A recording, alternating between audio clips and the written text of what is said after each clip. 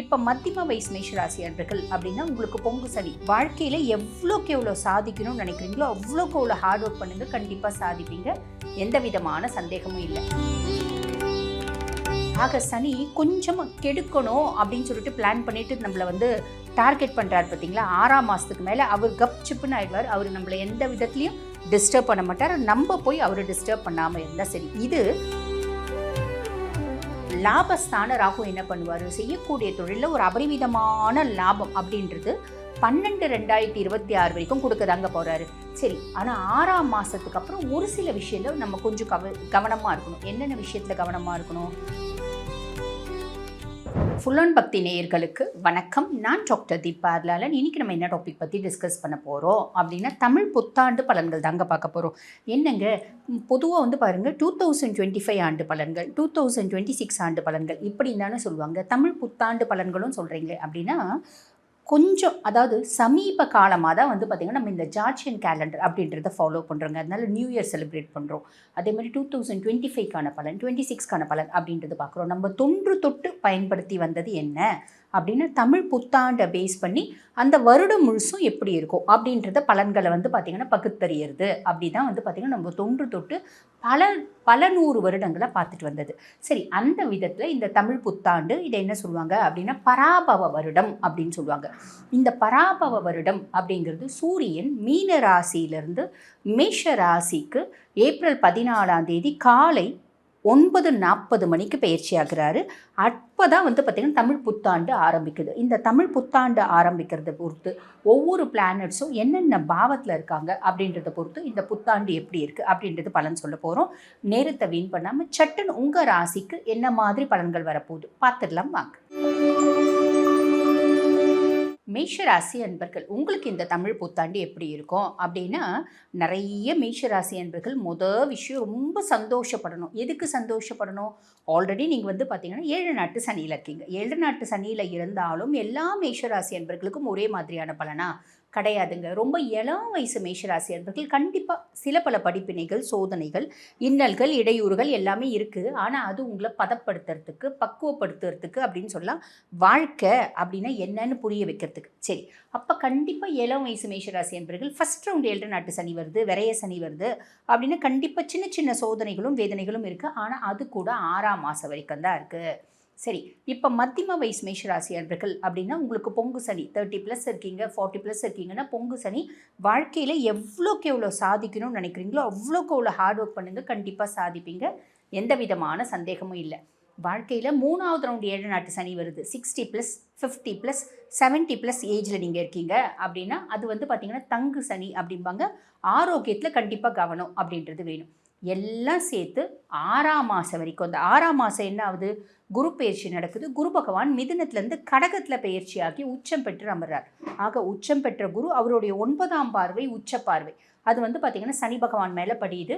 ஆக சனி கொஞ்சம் கெடுக்கணும் அப்படின்னு சொல்லிட்டு பிளான் பண்ணிட்டு நம்மளை டார்கெட் பண்ணுறாரு பார்த்தீங்களா. 6ஆம் மாதத்துக்கு மேலே அவர் கப் சிப்புன்னு ஆயிடுவார். அவர் நம்மளை எந்த விதத்துலையும் டிஸ்டர்ப் பண்ண மாட்டார். நம்ம போய் அவரை டிஸ்டர்ப் பண்ணாமல் இருந்தால் சரி. இது ஒரு பெரிய பெரிய பெரிய பெரிய ப்ளஸ் அப்படின்னு சொல்லலாம். அதுக்கப்புறம் ராகு 11ஆம் பாவம், லாபஸ்தான ராகு என்ன பண்ணுவார், செய்யக்கூடிய தொழிலில் ஒரு அபரிமிதமான லாபம் அப்படின்றது 12/2026 வரைக்கும் கொடுக்கதாங்க போகிறாரு. சரி, ஆனால் 6ஆம் மாதத்துக்கு அப்புறம் ஒரு சில விஷயத்தில் நம்ம கொஞ்சம் கவனமாக இருக்கணும். என்னென்ன விஷயத்தில் கவனமாக இருக்கணும்? ஃபஸ்ட்டு விஷயம், நம்ம நண்பர்களால் ஆதாயம் அப்படின்றது இருந்தாலும் நண்பர்களை முழுக்க நம்புறது அப்படின்றது கொஞ்சம் அனலைஸ் பண்ணிட்டு தான் செய்யணும். அதே மாதிரி பாருங்கள், நம்ம மூத்த சகோதர சகோதரிகளுக்கு உடல் சார்ந்த உபாதைகள் வரத்துக்கான வாய்ப்பு உண்டு. அவங்க வெளிநாடு போகிறதுக்கான வாய்ப்பு உண்டு. அவங்களுக்காக நம்ம செலவு பண்ணி கொஞ்சம் வெளிநாடு அனுப்புறதுக்கான பிராப்தமும் உண்டு. ஒரு சிலருக்கு ஆல்ரெடி எங்கள் மூத்த சகோதர சகோதரிகள் வெளிநாட்டில் தாங்க இருக்காங்க. அவங்க எனக்கு வீடு கட்டணும்னு காசு கேட்டேன், கார் வாங்கணும்னு காசு கேட்டேன், அவங்க ஃபுல் சப்போர்ட் பண்ணாங்க அப்படின்ற ஒரு அமைப்பும் இருக்குது. என்ன, அவங்களுக்கு இன்ஃபெக்ஷியஸ் டிஸார்டர்ஸ் வரத்துக்கு வாய்ப்பு உண்டு. உடல் சார்ந்த உபாதைகள் வரத்துக்கு வாய்ப்பு உண்டு. உங்களுக்கும் அவங்களுக்குமான உறவு முறைகளில் ஒரு கேப் வரத்துக்கு வாய்ப்பு உண்டு. இதில் மட்டும் கவனம் அப்படின்றது வச்சுக்கோங்க. ரொம்ப சிம்பிள். சரி, அதுக்கப்புறம் பாருங்கள், கேத்து 5ஆம் பாவத்தில் இருக்கான். அதாவது 6ஆம் மாதத்துக்கு அப்புறம் இது கொஞ்சம் கவனமாக இருன்னு சொல்கிறது எதுக்குன்னா, குருனோட பார்வை ராகு மேலே இல்லை, அதனால். சரி, 5ஆம் பாவத்தில் கேத்து 5 என்ன பண்ணுவான், குழந்தைங்களுக்கும் உங்களுக்குமான இடைவெளி கேப் அப்படின்றது தொடரும். குழந்தைங்களுக்கும் உங்களுக்கும் அந்யோன்யம் அப்படின்றது கம்மியாக தான் இருக்கும். அதுக்கும் மேலே பிள்ளைங்களை வெளிநாடு படிக்க அனுப்புறதுக்கான பிராப்தம். பிள்ளைங்க வந்து பார்த்திங்கன்னா வெளிநாட்டில் போய் வேலை செய்கிறதுக்கான பிராப்தம். நம்மளே ரொம்ப இளம் வயசு மேஷராசி அன்பர்கள்னால் வெளிநாட்டில் போய் படிக்கிறதுக்கு, வெளிநாட்டில் போய் வேலை செய்கிறதுக்கு அத்தனை பிராப்தம் இருக்குது. பூர்வீக சொத்து பத்து இருக்குன்னு நம்ம போய் கவனிக்கணும், பார்க்கணும். பார்க்கல அப்படின்னா என்ன ஆகுனா வீண் வம்பு, வாதம், வழக்கு, பூர்வீக சொத்து சார்ந்து வர்றதுக்கான வழியும் வாய்ப்பும் இருக்குது. இதில் கொஞ்சம் கவனம் அப்படின்றது வச்சுக்கோங்க. அதுக்கப்புறம் 6ஆம் மாதத்துக்கு மேலே குரு பகவான் வந்து பாருங்கள் 4ஆம் பாவத்தில் ஆட்சி பெற்று அமர்றார், அதாவது உச்சம் பெற்று அமர்றார். இந்த 4ஆம் பாவம் அப்படின்றது சுகதாயார் ஸ்தானம் இல்லைங்களா? நிறைய மேஷராசி அன்பர்கள் உங்களோட கம்ஃபர்ட் ஜோனுக்கு நீங்கள் முதல்ல இருந்ததை விட இன்னும் சூப்பராக ஆகிறதுக்கு குருவே கேரண்டி அப்படிங்களா? நிறைய பேர் வீடு கட்டுவீங்க, கார் வாங்குவீங்க, சொத்து பத்து வாங்கலாம், நிலப்புலம் வாங்கலாம், வண்டி வாகனம் வாங்கலாம். இப்படி நிறைய விஷயங்கள் நல்லது அப்படின்றது உங்களுக்கு நடக்குங்க.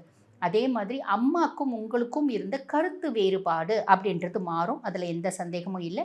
அதே மாதிரி அம்மாவுக்கு உடல் சார்ந்த உபாதைகள் இருக்குது அப்படின்னா அந்த உபாதைகளும் பெட்டர்மெண்ட், அந்த உடல் சார்ந்த பிரச்சனைகள்லேருந்து அம்மா நல்ல ரிலீஃப் அப்படின்றது அம்மா கிடச்சிடும். பொதுவாக குரு பகவானை பற்றி சொல்லணும் அப்படின்னா 9 மற்றும் 12க்கு அதிபன்லாம் பாக்கியஸ்தானத்துக்கும் அவன் தான் அதிபன், 12ஆம் பாவம் மோட்ச விரய ஸ்தானத்துக்கும் அவன் தான் அதிபன். அவன் சுகஸ்தானத்தில் வந்து உட்காரும்போது கம்ஃபர்ட் அப்படின்றது நான் முன்னமே சொன்ன மாதிரி கண்டிப்பாக வரும். அதே மாதிரி ரொம்ப நாளாக நீங்கள் பிளான் பண்ணிகிட்டு இருந்த விஷயம், ரொம்ப நாளாக வந்து அந்த விஷயத்துக்காக நீங்கள் ஓடிட்டே இருந்தீங்க, இப்போ வரைக்கும் அது நடக்கவே இல்லை. அது நடக்கிறதுக்கான எந்தவித சாத்தியக்கூறுமே இல்லை அப்படின்ற விஷயம் கூட உங்களுக்கு ஒரு சக்ஸஸ்ஃபுல்லாக இருக்கும். நான் பல விஷயம் அந்த மாதிரி நினச்சிருந்தோமா, அதில் எது நடக்கும் அப்படின்னு ரொம்ப அத்தியாவசியமான விஷயம், ரொம்ப நாளாக நீங்கள் ஆசைப்பட்டது இந்த காலத்தில் நிறைவேறும் அப்படின்னு சொல்லலாம். அதே மாதிரி லார்ட் ஆஃப் 12 அப்படின்றதுனால வெளிநாடு போகிறதுக்கான பிராப்தம், கடல் தாண்டி இன்டர்நேஷ்னல் கரன்சிஸை கையாளுறதுக்கான பிராப்தம். எங்களுக்கு 75 வயசு ஆகுதுமா, நாங்கள் போய் என்ன இப்போ சம்பாதிப்போம் அப்படின்னு ரொம்ப சிம்பிளுங்க.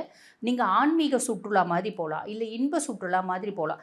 இந்த மாதிரி ஒரு நிறைய ஆப்ஷன்ஸும் உங்களுக்கு இருக்குது. அதே மாதிரி தொழில் ஸ்தானத்தை உங்களுக்கு வந்து குரு பகவான் உச்ச பார்வை பக்கத்தினால தொழிலில் நல்ல ஒரு இம்ப்ரூவ்மெண்ட் அப்படின்றதுக்கு. இவ்வளோ நாள் வரைக்கும் என் தொழில் ஆம வேகத்தில் ஓடிட்டு இருந்துச்சுங்க அப்படின்னாலும் இந்த காலகட்டம் தொழில் நல்ல வந்து பார்த்திங்கன்னா சூப்பராக ஓட்டுறதுக்கான வழியும் வாய்ப்பும் உண்டு. ஹார்ட் ஒர்க் பண்ண நீங்கள் ரெடி அப்படின்னா எல்லா நல்லதும் 6ஆம் மாதத்துக்கு மேலே உங்களுக்கு கொடுக்கறதுக்கு குரு பகவான் ரெடியாக இருக்குதுங்க.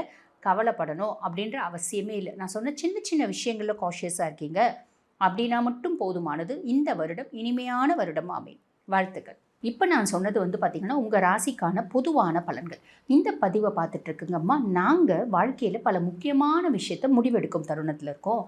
எப்போ நாங்கள் வீடு கன்ஸ்ட்ரக்ட் பண்ணுவோம், இந்த காலகட்டம் எங்களுக்கு வீடு அப்படின்றது கன்ஸ்ட்ரக்ட் பண்ணி ஆகுமா அப்படின்றது தெரிஞ்சுக்கணுன்னாலும், எங்கள் குடும்பத்தில் ஏகப்பட்ட பிரச்சனைகள் இருக்குது, அத்தனை பிரச்சனைகளும் இந்த வருஷமாவது ஓயுமா இல்லை தொடருமா அப்படின்றது தெரிஞ்சுக்கணுன்னாலும், என் பிள்ளைங்க நல்வழிப்படுத்தணும் அப்படின்னு கடவுள்கிட்ட வேண்டிகிட்டே இருக்கேன். நிறைய பிரச்சனைகள் அப்படின்றது பிள்ளைங்க வாழ்க்கை சார்ந்து, பிள்ளைங்களோட குணாதிசயங்கள் சார்ந்து இருக்குது அப்படின்றது தெரிஞ்சுக்கணும் அப்படின்னாலும், இந்த மாதிரி நிறைய கேள்விகளுக்கு பதில் எது மூலிமா தெரிஞ்சுக்கலாம் அப்படின்னா நம்ம சுய ஜாதகம் மூலிமா தாங்க தெரிஞ்சுக்கலாம். சுய ஜாதகம் தான் வந்து பார்த்திங்கன்னா இந்த எல்லா கேள்விகளுக்குமான இண்டெக்ஸ் அப்படின்னு சொல்லலாம். ஆக உங்கள் சுய ஜாதகத்தை பார்க்கணும் அப்படின்னு நீங்கள் விருப்பப்படுறீங்கன்னா, நான் பேசிகிட்டு இருக்கும்போது எங்களோட வாட்ஸ்அப் நம்பர் டிஸ்பிளேயில் கொடுத்துருப்பாங்க. அந்த வாட்ஸ்அப் நம்பருக்கு கால் பண்ணி அப்பாயின்மெண்ட் ஃபிக்ஸ் பண்ணி என்கிட்ட பேசிக்கலாம். தேங்க்யூ.